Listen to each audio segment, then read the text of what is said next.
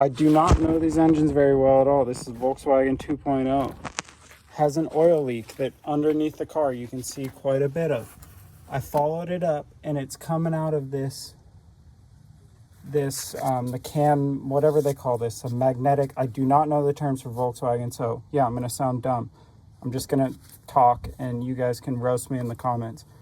So whatever this cam magnet gear, at first I just thought the seal between this and this cover is bad, right? Because I'm filming on an iPad. I'm gonna try to stuff you down in there. I wanna get my iPad dirty. But you can see the oil coming right off of that, right below that, the motor.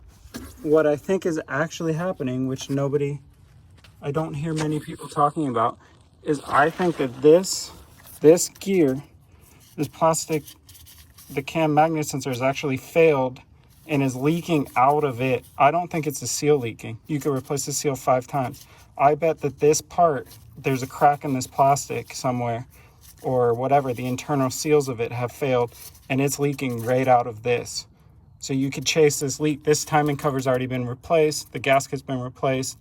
But I almost bet you that this sensor has failed internally and it's leaking from it.